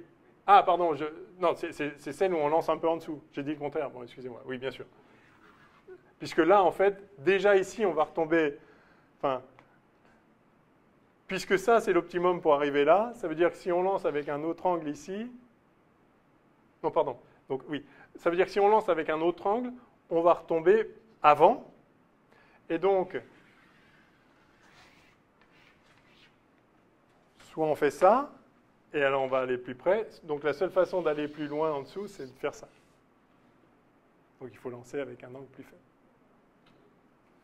Enfin bon, mais du coup, c'est pas non plus la même vitesse initiale. Le dessin est peut-être pas si parlant que ça. Mais si vous voulez qu'on le fasse, on peut le faire, mais sinon, vous pouvez essayer et puis dites. C'est peut-être pas super convaincant mon dessin, c'est ça? Si l'étage du bas était infiniment en bas, Ouais. l'envoyer le plus loin possible, il faudrait l'envoyer à l'horizontale. Oui. Oui. En théorie. Oui. Oui, puisque vous donnez toute votre vitesse, parce que du coup, le point clé, c'est que la vitesse V horizontale, je vais l'appeler Vx, elle ne changera jamais, puisque la seule force qui s'exerce, elle est verticale. Donc la vitesse horizontale, elle ne changera pas. Si vous avez un temps infini, puisque si le sol est infiniment bas, ce qui n'a pas de sens par rapport à la gravitation, mais admettons, si le sol est infiniment bas, alors vous ne toucherez jamais le sol. Donc vous allez, enfin, à t infini. Donc à chaque instant, vous serez plus loin par là si vous avez donné une vitesse initiale plus grande par là. Ouais. Si vous mettez qu'une partie de la vitesse, au bout d'un instant donné, vous serez moins loin. Vers la droite. Le seul problème quand il y a un sol, c'est que, effectivement, là, vous donnez une vitesse horizontale plus grande, mais vous montez moins haut, donc vous allez retomber plus vite, et donc vous aurez pas compensé. Vous aurez été plus vite à cet endroit-là que si vous aviez lancé par là. Donc, à cette abscisse-là, vous y arriverez plus vite, mais par contre, après, vous n'irez pas plus loin. Oui, bon. OK. Alors, il y a l'exercice 3 qui peut être sympa, il vous plaît, où il y a le corps qui glisse sur la demi-sphère aussi. Bon, le 5, c'est celui qu'on a fait l'autre fois, un petit peu, on l'a un peu enrichi. Non, j'en ai distribué un ce matin que j'avais réussi à imprimer, mais comme il n'y avait plus de feuilles, j'ai réussi à m'en imprimer un autre en coupant des feuilles A3 pour faire du A4, mais je l'ai mis sur Moodle par contre. Mais je vous les distribue demain. D'ici là, j'espère avoir pu les imprimer. Donc après, ouais, après. Ou alors on fait les ressorts. Le 3, vous voulez faire le 3? Allez, on fait le 3. Allez. J'espère juste qu'il n'y a pas besoin des moments. Il y a des chances qu'il y ait besoin des moments. Ouais. Ouais, il va y avoir besoin des moments. En tout cas, ce sera plus simple avec des moments.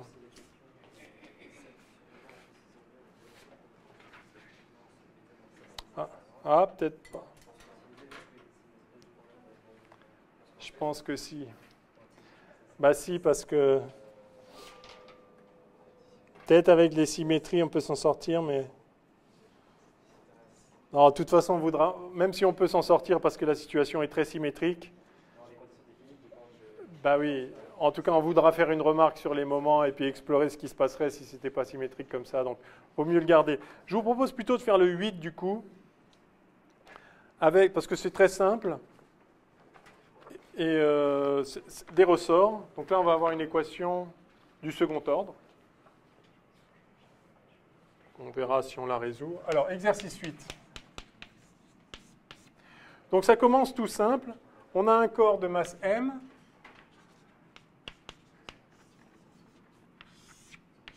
Glissant sans frottement cette fois sur un support horizontal. Et il peut se déplacer. Donc un ressort, un corps de masse M attaché au ressort de raideur K Et donc, longueur à vide L0. OK. Et on repère donc la position du corps, ou de l'extension du ressort, si vous voulez. On peut faire ça comme ça, on va dire L0. L'extension du ressort, on le repère par l'abscisse X, donc à une dimension, très simple. Alors, le ressort est lié au mur, OK, dans un référentiel galiléen, longueur à vide, on l'a dit. Alors, en fait, c'est K1, la raideur du ressort, qu'à cela ne tienne, et de masse négligeable. Donc, le ressort lui-même a une masse négligeable, mais le corps a une masse M. C'est-à-dire qu'on considère que, en fait, M est grand devant la masse du ressort.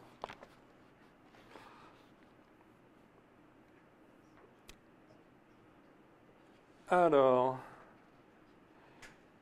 voilà, c'est tout. Établir l'équation du mouvement de deux manières différentes après avoir défini un système de coordonnées de votre choix.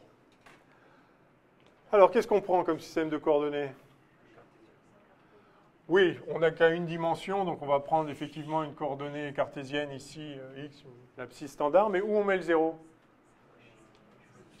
Là ou à la longueur à vide? Longueur à vide, ici.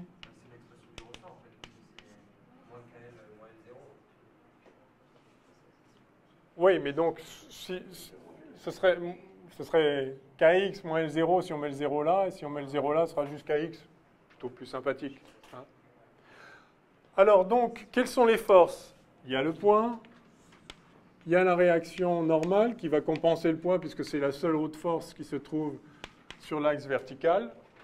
Il n'y a pas de frottement, on nous dit, donc il n'y a pas d'autre force horizontale que la force de rappel du ressort, la force élastique, qui vaut donc moins K, X, moins K fois l'extension, et l'extension ici c'est X, Ux. Voilà. Donc on peut écrire effectivement l'équation du mouvement, M A égale somme des forces, et ça nous donne donc M X de point égale moins KX, que l'on peut écrire X de point plus K sur MX égale 0. Équation d'un oscillateur harmonique, tout ce qu'il y a de plus classique. Donc cette fois, on a une équation du second ordre à coefficient constant, une équation différentielle du second ordre à coefficient constant, puisque K et M sont des constantes. Et comme vous le savez, les solutions de cette équation sont des cosinus ou des sinus, ou des combinaisons de cosinus et de sinus. Je ferai peut-être la théorie générale de la résolution de cette équation quand on aura un terme de frottement fluide ici, soit en électrocinétique, soit plus tard dans le cours. Là, je pense que vous êtes tous d'accord. Si j'appelle ça oméga 0 carré, c'est-à-dire je définis oméga 0 comme étant racine de K sur M, alors j'ai l'équation x de point plus oméga 0 carré x égale 0. Et ça, je crois que vous savez que la solution, c'est... On peut l'écrire par exemple comme ça. Voilà une solution générale avec le second membre qui est 0, donc il descend second membre. Là, en l'occurrence, il n'y a pas de second membre. Ou, si vous préférez, x de t égale...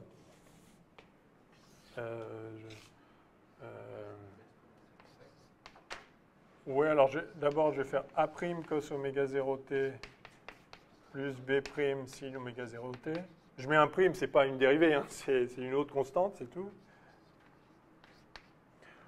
Ou effectivement avec des exponentielles, mais je ne vais pas introduire ça là, parce que ça ne sert à rien, tout est réel de toute façon. Donc, hein, on peut écrire ça comme ça ou comme ça. Hein, vous savez passer de l'un à l'autre, probablement, hein, par trigonométrie. Cos de A plus B, c'est cos A sin B, enfin cos A cos B moins sin A sin B.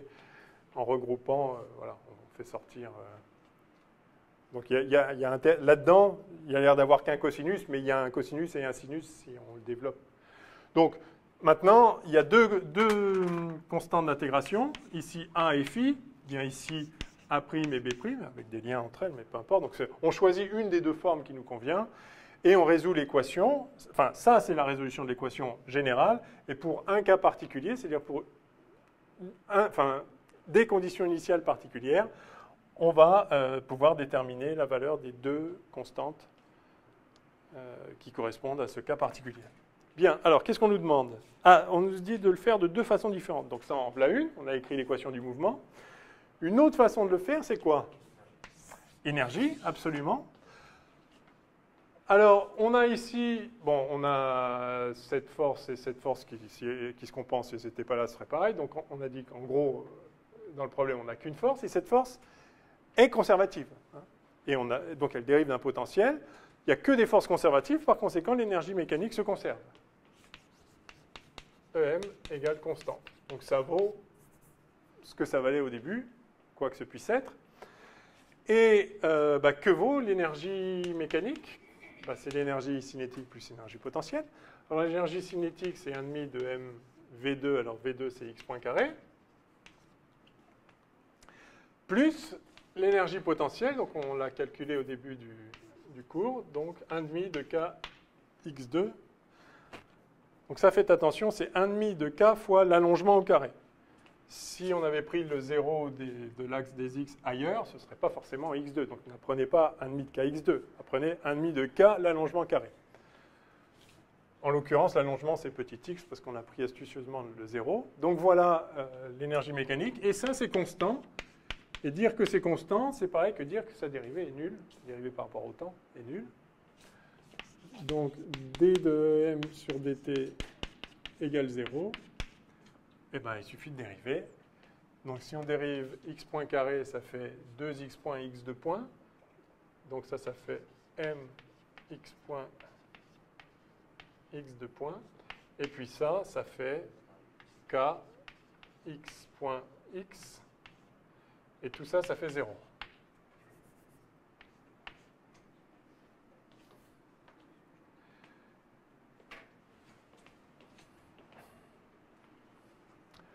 Voilà, et donc on a ça à tout instant.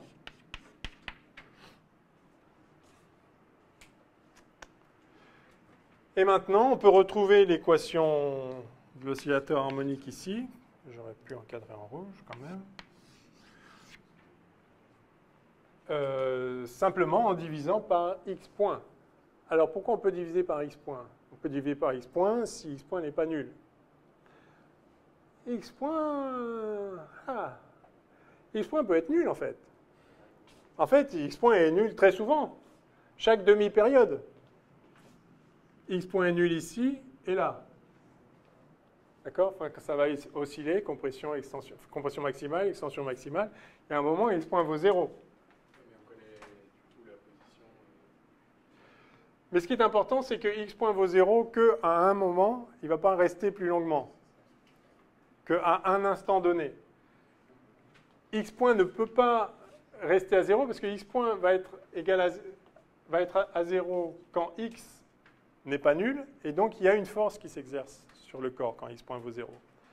Donc il y a une accélération, donc x point ne va pas rester nul. Donc certes, il y a un moment où x point sera égal à 0, on ne pourrait pas diviser. Oui, mais quand x point vaut 0, l'équation en divisant, enfin ça donne 0 égale 0, soit. Mais les fonctions x et donc x point et donc x de point sont continues. Et donc si l'équation que j'écris maintenant en divisant par x point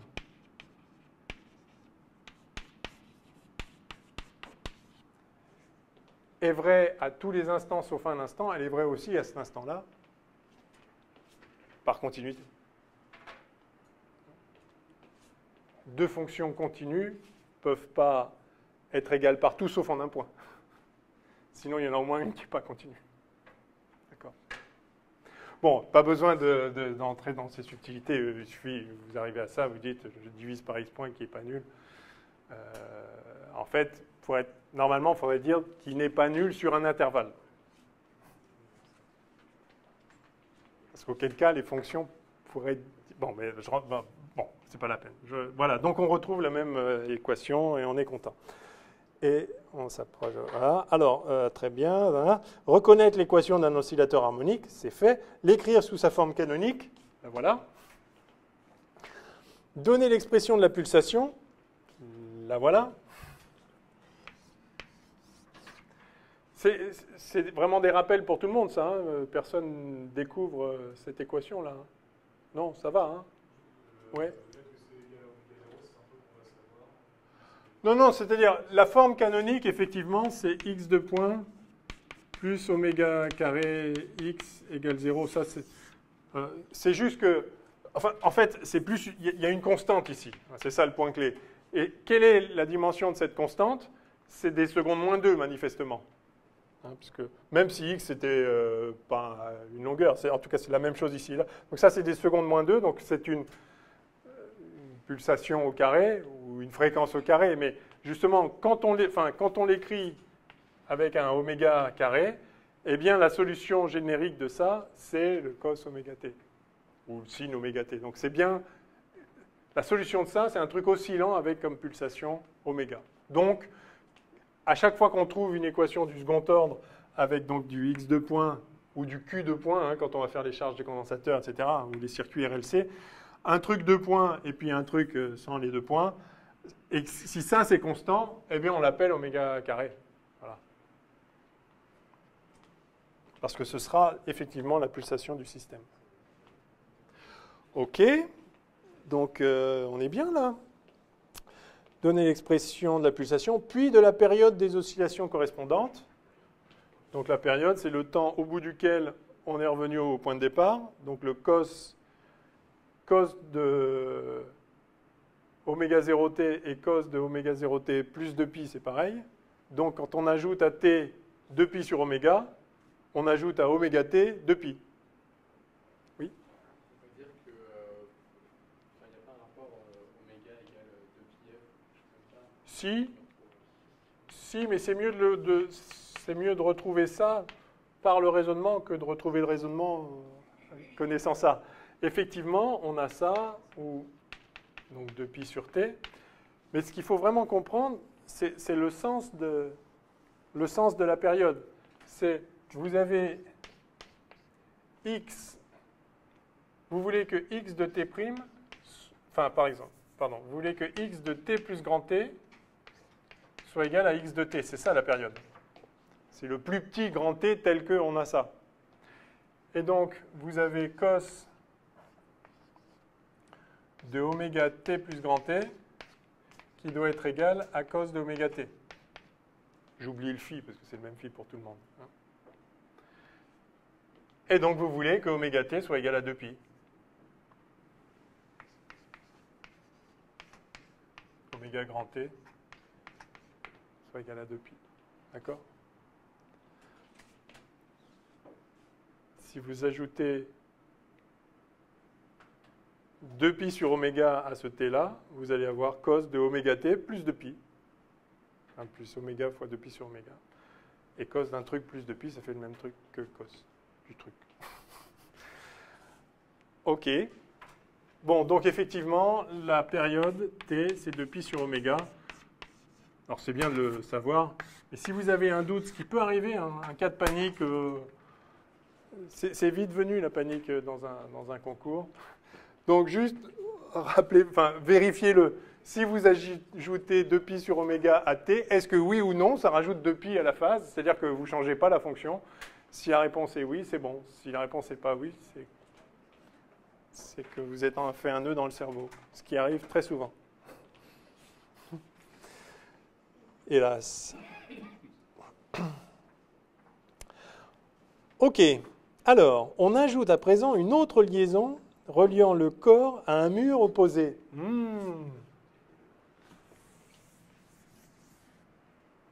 Non, pas tout à fait. Il est moins une. On le fait ou... Comme vous voulez. OK. Donc, on s'arrête? On s'arrête? Allez, on s'arrête. Donc,